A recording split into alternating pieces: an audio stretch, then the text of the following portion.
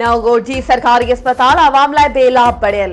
अस्पताल में एक डॉक्टर मोहम्मद खान दाखिर मुकर्रर हफ्ते में एक या 2 ॾींहं अचे थो, बाक़ी ॾींहं गायब आहे। अस्पताल सिर्फ़ एक प्राइवेट मुलाजिम हवाले आहे। करोड़े रुपयनि सां तैयार कयल सरकारी अस्पताल जी बिल्डिंग नाकारा बणियल आहे।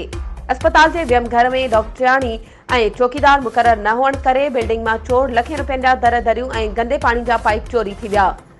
नवगोट जे शहरनि केतिराई भेरा एहतजाज ऐं धरणा हया, पर सिहत खाते जे आला अफ़सरान को बि नोटिस न वरितो। जॾहिं त मुबैना तौर उन्हनि रोडनि रस्तनि लाइ आयल लखें रुपया ऐं सरकारी अस्पताल लाइ आयल रिपेयरिंग जा लखें रुपया गायब। हिन अस्पताल में ईंदड़ मरीज़नि खे कंहिं बि मर्ज़ लाइ दवाऊं नथियूं मिलनि। हिन अस्पताल में मुक़रर प्राइवेट मुलाज़िम ॿुधायो त अॻे महीने खां वठी दादू मां दवाऊं मिलण बंदि थी वियूं आहिनि। मरीज़नि खे दवाऊं मिलण जा कूड़ा आसरा पिया ॾियऊं।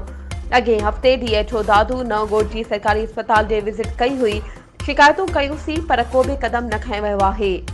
नवगोट शहरनि सुप्रीम कोर्ट ऑफ पाकिस्तान, वज़ीर आज़म, वज़ीर आला मुराद अली शाह, नेब चेयरमैन सिंध हुकूमत, PP चेयरमैन बिलावल भुट्टो ज़रदारी, सिहत खाते जे वज़ीर सूबाई सलाहकार फयाज़ अली बुट DC दादू खे अपील कई त नोटिस वरितो वञे।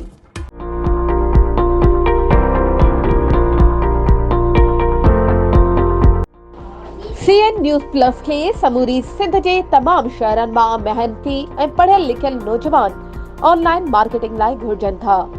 ज़रूरी घुर्जूं घटि में घटि मैट्रिक पास, उमिरि जी का बि हद नाहे ऐं रिहाइश कंहिं बि तालुके या ज़िले में शहर में हुजणु ज़रूरी आहे। ख़्वाहिशमंद हज़रात हेठि ॾिनल नंबरनि ते WhatsApp ज़रिए राब्तो कनि। 0344722464 0300 13 99902।